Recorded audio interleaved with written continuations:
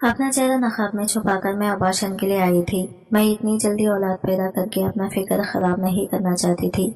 यह अमल मैं तीसरी बार कर रही थी जब डॉक्टर ने बोली बच्चे की धड़कन आ चुकी है, इस नन्हे से जान को मत मारो। पर मैंने इसे झड़क कर कहा तुम पैसों से मतलब रखो। इसी तरह 3 साल मजीद गुजर गए। शौहर और ससुराल वालों समेत मुझे भी औलाद की तलब होने लगी, पर लाख कोशिशों के बावजूद मैं हामिला नहीं हुई कि एक दिन नौकरानी अपना पैदा हुआ बच्चा मेरे पास लाई। इस बच्चे को देख मैं इस दिन को तरस रहा हूँ जब मेरा प्यारा बेटा इस दुनिया में आएगा। मैं अभी थोड़ी देर पहले ही कमरे के अंदर दाखिल हुई थी कि शौहर की बातें दोबारा से स्टार्ट हो गई थी। मैंने बेजारियत से इसके चेहरे की तरफ देखा और इससे कहा कुछ तो खुदा का खौफ करो। अभी हमारी शादी को सिर्फ 1 साल ही हुआ है और तुम्हें बेटे की फिक्र होने लगी है। तुम्हारा क्या दिल है कि बेटा पैदा करके मैं अपनी सारी अय्याशियां खत्म कर दूं? मेरा लहजा ना चाहते हुए भी तल्ख हो गया था। वह हैरानगी से मेरी तरफ देखने लगा। ये तुम किस लहजे में बात कर रही हो और किस तरह के अल्फाज का चुनाव कर रही हो? बच्चे की पैदाइश से तुम्हारी अय्याशियों पर ऐसा कौन सा असर पड़ जाएगा जो तुम इस तरह की कुफराना बातें कर रही हो?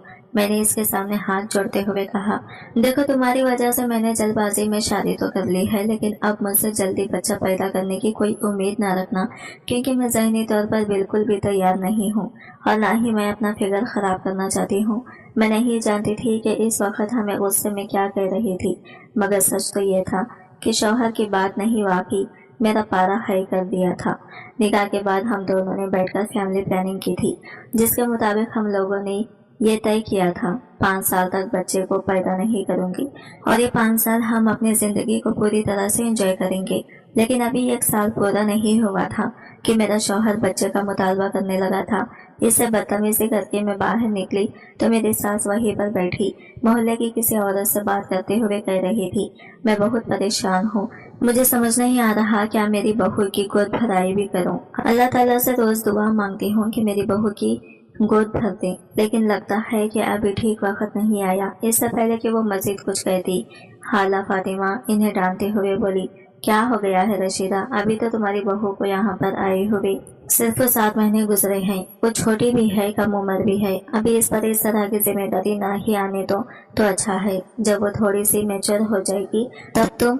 अरे ये कैसी बातें कर रही हो? मेरी सास वबेला मचाते हुए बोली, कहीं याद होगा कि तुम्हारी बहू 2 महीने के बाद ही प्रेग्नेंट हो गई थी और 1 साल के बाद तुम अपने पोते के साथ खेल रही थी। तुम्हारी बहू भी तो छोटी और कम उम्र थी, तो तुम्हें इस पर तरस क्यों नहीं आया? बहू भी तो तुम्हारी छोटी थी। मेरी बहू के लिए परेशान हो रही हो? वो अब चमक चमक कर बोल रही थी। मैं बेजारियत और गुस्से से अपनी सास को देखने लगी। इनकी नजर अचानक ही मुझ पर पड़ी तो सीने पर हाथ रखते हुए बोली, ये कैसे मुझे देख रही हो? साफ जाहिर हो रहा है कि तुम्हारे दिल में मेरे लिए हसद मौजूद है। कुछ तो खुदा का खौफ करें। अम्मा आपने ऐसा क्या किया है जो मैं आपसे हसद करूंगी? मैंने बेचैनी से कहा, अभी मैं थोड़ी देर के लिए अपनी माँ के घर जा रही हूँ, वापसी पर अगर आपसे बात करती हूँ। ये कहकर मैं चादर लेकर घर से बाहर निकल गई, जबकि पीछे वो डांटने लगी, तुमने अच्छा तरीका बनाया हुआ है, जब दिल करता है मुंह उठाकर निकल जाती हो और ये मोहल्ले वाले सोच किस्म की बातें बनाते हैं, लेकिन तुम्हें तो किसी चीज की कोई फिक्र ही नहीं है। मेरी सास की पुरानी आदत थी और मैंने कभी भी इनकी बातों को खातिर में भी नहीं लाया था। मेरे शौहर ने भी मुझे ये इजाजत दी हुई थी कि जब भी तुम्हारा अपनी माँ से मिलने का जी चाहे तो तुम मिलने चली जाया करो, तुम्हें किसी की भी टेंशन लेने की जरूरत नहीं है। वैसे भी अम्मी का घर सिर्फ चंद घरों के फासले पर ही मौजूद था और ये मेरे लिए सबसे बड़ी खुशखबरी थी।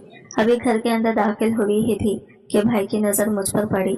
तुम फिर से मुंह उठाकर आ गई हो, इसने गुस्से से कहा। मैंने बेसाखित अम्मी के चेहरे को देखा तो वो भाई को डांटते हुए बोली, तुम्हें अपनी बहन से बात करने की तमीज नहीं है, ये किस लहजे में बात कर रहे हो? अम्मी जब भी ये यहाँ पर आती है आप इसे कोई ना कोई पट्टियां पढ़ाती हैं और ये जाकर अपने ससुराल में लड़ाई करती है। कसम खुदा की वाजिद मुझे पिछले हफ्ते में 3 बार कॉल्स करके इसकी शिकायत लगा चुका है। मैंने आपको बताया भी था कि आपने इस औरत को समझाया नहीं। मुझ पर तवज्जो देने के बजाय बेहतर है कि अपनी बीवी पर तवज्जो दो। आजकल वो किन चक्रों में पड़ी हुई है, क्योंकि जैसे ही तुम्हें इसके हकीकत के बारे में पता चलेगा तुम्हें किसी और चीज के बारे में सोचने की जरूरत ही नहीं पड़ेगी। ना चाहते हुए भी मेरा लहजा तल्ख हो गया था, कोई बात बर्दाश्त ही नहीं कर सकती थी। घर के सबसे बड़ी और लाडली बेटी थी, हमेशा मेरी ही बात मानी जाती थी। मेरे भाई को शुरू से ही कम हैसियत हासिल थी। बिलाशुबा वो लड़का था, मगर इसके बावजूद बाबा मुझसे सबसे ज्यादा मोहब्बत करते थे और हर मामले में मुझे ही तरजीह देते थे। ये देखकर वो जलता भी था और वक्त के साथ साथ हम दोनों के दिल में एक दूसरे के लिए नफरत भी बढ़ती चली जा रही थी।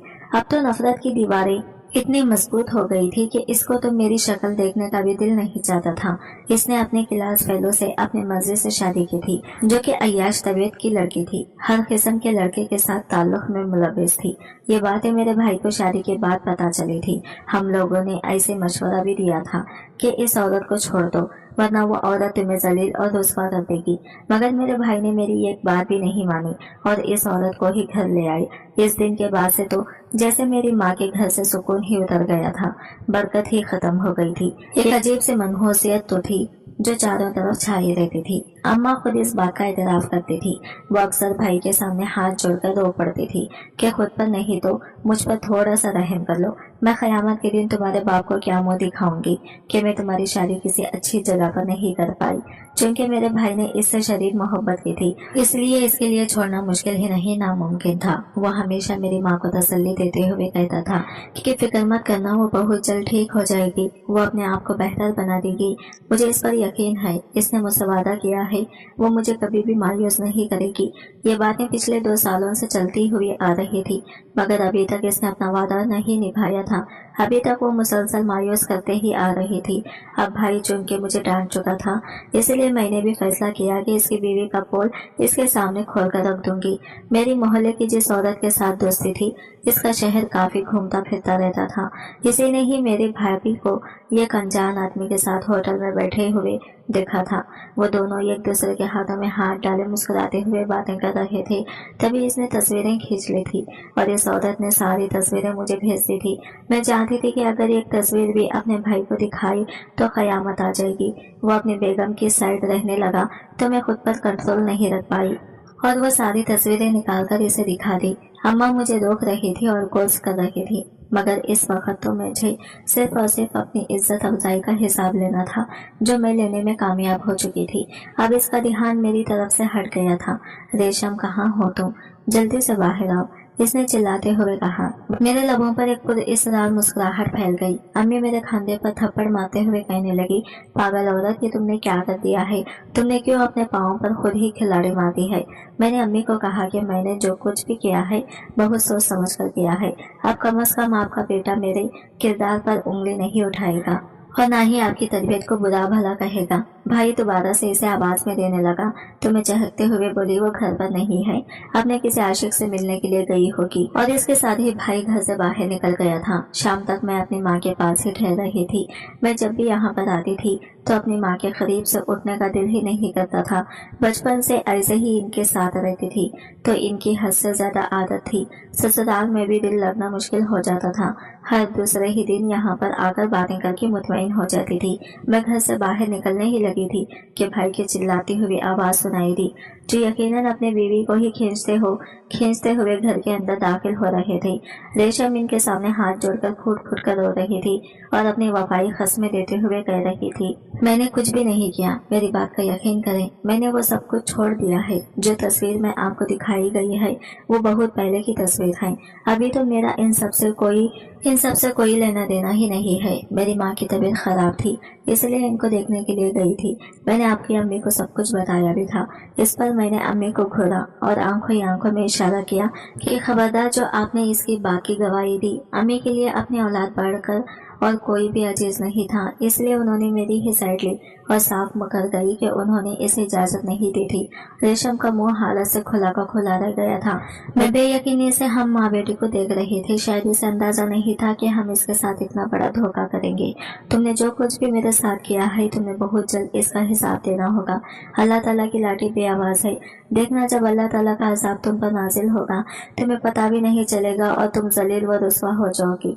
जिस वक्त तुम्हें अपने नुकसान का अंदाजा होगा, इस वक्त बहुत देर हो चुकी होगी। वो जूली उठाकर मुझे बददुआएं दे रही थी, मगर मुझ पर तो इसकी किसी बात का कोई असर ही नहीं हो रहा था। मेरे ज़हन में ये की बात बैठी हुई थी कि जो इंसान खुद गंदा हो, इसकी बददुआएं दूसरे इंसान को नहीं लगती। मैंने इसे चिल्लाते हुए कहा, पहले इसकी पाक दामनी तो साबित कर लो। अब तो तुम्हें सदियां लग जाएंगी, लेकिन कभी भी तुम अपने शौहर को ये यकीन नहीं दिला पाओगे कि तुम ये इस इंसान से मिलने के लिए नहीं गई थी। ना जाने क्यों मुझे बहुत खुशी महसूस हो रही थी, शायद इसलिए क्योंकि थोड़ी देर पहले तक वो सारी बातें मेरा भाई मुझे कह रहा था। अब मेरी जगह इसकी बीवी आ गई थी। मुझे इस पर जरा भी दुख नहीं है कि तुमने इसे वो तस्वीरें दिखाई हैं। दुख तो मुझे इस बात पर है कि वो मेरी बात पर यकीन नहीं कर रहा। मैं खुदा की कसम उठाकर कहती हूँ कि मैंने वो सारी हरकतें छोड़ दी हैं और मैं वाकई अपनी अम्मी से मिलने के लिए ही गई थी। वो फिर से शुरू हो गई तो मैंने भाई को बेजारियत से कहा, आपकी बेगम को झूठ बोलने की भी आदत है। बेहतर है, जहाँ तक मुझे लगता है कि इसकी जबान का कोई फायदा नहीं है, आप इसकी जबान। खबरदार, जो अब तुमने मुझे हाथ लगाने की भी कोशिश की। वो हलक के बाल चिल्लाई थी। भाई का बेसाख्ता हाथ उठा और दोबारा से इसके चेहरे पर निशान छोड़ गया। वो बेहोश होकर जमीन पर गिर पड़ी। मैंने अम्मा को कहा, चले ठीक है, अब मैं चलती हूँ, काफी देर हो गई है, बहुत जल्द आपसे दोबारा मिलने के लिए आऊंगी। भाई को मैंने आंख मारते हुए कहा था, अगर तुम्हें इस तरह की किसी भी किस्म की खबर चाहिए हो तो तुम मुझे व्हाट्सएप से अनब्लॉक करके मुझसे राबिता कर सकते हो। मैं तुम्हारी बीवी पर बहुत अच्छे तरीके से नजर रखूंगी और इसे भी तुम्हें धोखा देने की इजाजत नहीं दूंगी। मैं जिस चीज को मजाक समझ रही थी, नहीं जानती थी कि ये मेरी जिंदगी में यह खतरनाक सूरत की शक्ल में दाखिल हो जाएगी। मैं जो सोचती थी ये बस मजाक उड़ाया और चीज खत्म हो गई। मैं नहीं जानती थी कि यह मजाक इंसान के पास लौट कर आता है और जब खुद इंसान को सबसे गुजरना पड़ता है तब इससे अंदाजा होता है कि जिंदगी कितनी तकलीफदा है, लोगों के अल्फाज कितने पर असर हैं और इंसान का दिल कितना नाजुक है। मैं खुद भी एक छोटे से दिल की मालिक थी। कोई भी बात मुझसे बर्दाश्त नहीं होती थी, फौरन आंखों में आंसू आ जाते थे, या अगर बर्दाश्त कर भी जाती तो गुस्से की सूरत में अपना मूड बेहाल कर लेती थी। लेकिन दूसरों के मामले में मैं ऐसा नहीं सोचती थी। मेरा दिल करता था कि सारी दुनिया मेरे गुलाम बनकर ही रहे। जो लोग मुझसे मोहब्बत करते हैं वो मेरे मातहत रहें। मैं जो कुछ भी कहती रहूं वो सब कुछ करते रहें। घर के अंदर दाखिल हुई तो वहाँ पर सूबिया बैठी हुई थी, जो मेरी कॉलेज की फ्रेंड थी। मैं इसे बहुत ज्यादा इम्प्रेस थी। इसकी शादी को तकरीबन 7 साल गुजर गए थे, मगर अभी तक इसने अपना नगर बरकरार रखा हुआ था। मैंने इससे इम्प्रेस होकर ही फैसला किया था कि 5 साल के बाद ही बच्चा पैदा करूंगी। इससे पहले तक इस बारे में सोचूंगी भी नहीं। वो मेरे पास आई और मेरे गले मिलते हुए कहने लगी, तुम तो दिन ब दिन बहुत खूबसूरत होती जा रही हो, बस बच्चा पैदा ना करना, वरना तुम्हारी की सारी खूबसूरती ढल जाएगी और तुम्हारा शौहर भी तुमसे दूर हो जाएगा। मैंने इससे कहा कि टेंशन ना लो, मैंने तुम्हारी बात को अपने पल्लों से बांध लिया है, पर जहाँ तक मेरे शौहर का सवाल है तो वो मरकर भी मुझसे नफरत नहीं कर सकता। इसे हर बार लौटकर मेरे पास ही आना होता है। वो जहाँ पर मर्जी चला जाए, मगर वो भी मुझे भूल नहीं सकता। मेरे लहजे में फख्र था और मान था। दमी हो मर्द था। देखो, मर्द पर अंधा एतमाद इंसान को भी नहीं करना चाहिए, क्योंकि बाज़ औक़ात यह एतमाद इंसान को टुकड़े टुकड़े कर देता है। तुम अपने शौहर को यूं खुलेआम न छोड़ो, बल्कि इस पर नजर रखो। देखो वो क्या करता है, कहाँ जाता है, किससे बात करता है, इसकी किस तरह की दोस्त है, इसका लड़कियों से राबिता है या नहीं। मेरी सहेली किसी एक्सपर्ट की तरफ मुझे मशवरा दे रही थी, जबकि मैं एक लापरवाह इंसान की तरह इसकी बातें एक कान से सुनकर दूसरे कान से निकाल रही थी। मैं इन सारी चीजों पर यकीन नहीं रखती थी और ना ही मुझे कोई खास दिलचस्पी थी। मैं अपनी जिंदगी में मगर रहने वाली लड़की थी। मैं इस डर से अपने शौहर का मोबाइल भी शक नहीं करती थी कि अगर खुदा न खासा कुछ ऐसा वैसा निकल भी आया तो टेंशन सिर्फ और सिर्फ मेरे लिए ही पैदा होगी। मेरे शौहर को तो कोई मसला नहीं होगा। बस इसी तरह से जिंदगी गुजरती जा रही थी। मैं चाहती थी कि बस गुजरती ही चली जाए। बच्चों का झंझट तो वैसे भी पसंद नहीं था। मेरे भाई की एक बेटी थी। मेरा बिल्कुल भी इसे प्यार करने का दिल नहीं करता था, बल्कि इसे देखती थी तो गुस्सा आता था। अम्मा अक्सर ही मुझे डांटती थी और कहती थी, जब तुम्हारे अपने बच्चे होंगे तब तुम इनका क्या हाल करोगी। मैं चिढ़कर जवाब देती थी कि मैंने बच्चे पैदा ही नहीं करने, बल्कि मैंने तो सारी जिंदगी अय्याशी में गुजारनी है। अम्मा मेरे मुंह पर हाथ रख दी और बेचैनी से कहती, अच्छी अच्छी बातें अपने मुंह से निकाला करो, कबूलियत के वक्त का पता नहीं होता। मुझे डर है कि कहीं फरिश्ते तुम्हारी ये दुआ कबूल ना कर ले। अम्मी जान अगर कबूल करते हैं तो ठीक है, इसमें मेरा ही फायदा होगा। मैंने दोबारा से बेवकूफ़ी का मजाहरा किया था। बेसाख्ता अम्मी का हाथ उठा और मेरे चेहरे पर निशान छोड़ गया। खबरदार जो दोबारा भी तुमने ये बात अपने मुंह से निकाली। औरत का वजूद एक बच्चे के बगैर नामुकम्मल होता है। वो औरत जो कि एक बच्चे को जन्म नहीं दे सकती, इसकी कोई हैसियत नहीं होती।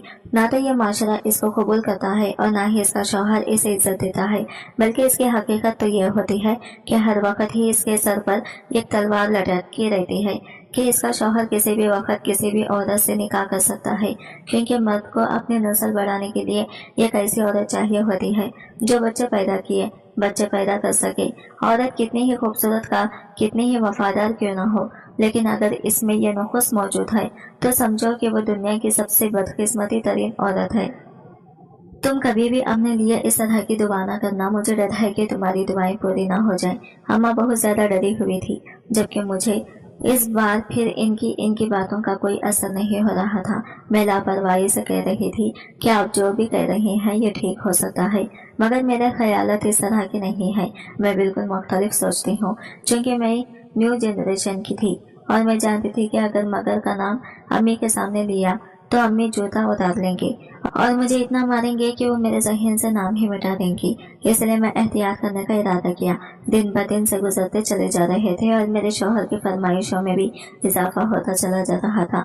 अब तो मेरी रोने वाली शक्ल बन जाती थी और मैं इसके सामने हाथ जोड़ते हुए कहती थी, खुदा के लिए खामोश हो जाओ, इस तरह की बातें करके मुझे परेशान ना किया करो। मैं लाख इनकार के बावजूद भी मेरे शौहर ने अपनी ख्वाहिश पूरी कर ली और फिर तकरीबन 1 ही महीने के बाद मैं हामिला हो गई। ये बात मैंने सब लोगों से ही छुपा कर रखी हुई थी। मैं जानती थी फिगर अगर ये बात इन लोगों को बता दी तो एक नई मुसीबत मेरे गले आकर पड़ जाएगी। इस दिन मेरी तबीयत बहुत खराब थी, मुझे बार बार उल्टियाँ हो रही थी। मेरी सास के लबों पर मुस्कुराहट छाई हुई थी। इन्हें मुस्कुराता हुआ देखकर मुझे हालत होने लगी।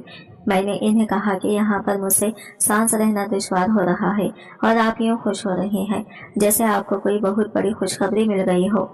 वह हंसते हुए बोली, खुशखबरी ही तो मिली है, तुम मेरे पोते की माँ बनने वाली हो। यह कोई छोटी खबर तो नहीं है। मैं जो पानी पी रही थी, पानी मेरे मुंह से किसी फवारे की तरह निकला। ये आप क्या कह रहे हैं? अभी तक तो मैंने डॉक्टर से चेकअप भी नहीं करवाया और ना ही इसने कुछ निशानियां देखी हैं। फिर इसे खुलकर मुस्कुराने लगी और कहने लगी, देखो बेटा, अपने तजुर्बे की बुनियाद पर मैं तुम्हें बता रही हूँ, डॉक्टर कितना ही पढ़ लिख कर क्यों ना जाए, लेकिन इसका तजुर्बा मुझसे ज्यादा नहीं हो सकता। पिछले 3 दिनों से तुम्हारी तबीयत खराब है। जब पहले दिन तुम्हें उल्टी हुई थी तभी मुझे अंदाजा हो गया था, मगर मैं सब्र कर रही थी और देखना चाहती थी कि क्या आखिरी यह सिलसिला कब तक चलेगा। खैर आज तो मुझे यकीन हो गया है, बस जल्दी से मेरा पोता इस दुनिया में आ जाए, मैं इसके छोटे छोटे हाथों के साथ खेलूं, इसके माथे पर बोसा दूं और इसे अपने सीने से लगाऊं। और इस वक्त अपने ख्यालों में ही खोई ये बातें कर रही थी और मैं बेजार किस्म की बातें सुन रही थी। पता नहीं लोगों को बच्चों में क्या दिखता है जो इतना पागल हो के आ जाते हैं। मैंने फिर से गुस्से से सोचा, अम्मी की बातों को अब भी मैं मुकम्मल तौर पर भुला चुकी थी। हमेशा ऐसा ही होता था, मैं कभी भी अपना नुकसान नहीं देखती थी, वही काम करती थी जो करने के लिए दिल चाहता था। अभी भी मैं ये कैसी औरत का कॉपी कर रही थी जो एक बहुत बड़ी बिजनेस खातून थी। जी हाँ, मेरे वो दोस्त है जिसकी बात मानकर मेरे भी फैसला किया था कि अपना फिगर ठीक रखूंगी। इसके कुछ दिन पहले ही तलाक हुई थी, मगर इस वक्त जैसे कोई फर्क ही नहीं पा रहा था। इद्दत भी इसने नहीं की थी और घर से बाहर ना निकल गई थी। वो अपनी बहुत पूरी बड़ी कंपनी संभाल रही थी जो यकीनन इसके शौहर ने ही इसके नाम किए थे। अपनी जिंदगी में बहुत मगन और बहुत खुश थी। ये लगता था जैसे कोई गम इसे छू कर ही ना गुजरा हो। कभी कभार तो मुझे इसे देखकर बहुत हैरत भी होती थी जब वो मर्दों के साथ शाना बेशाना चलने की बातें करती थी। मैं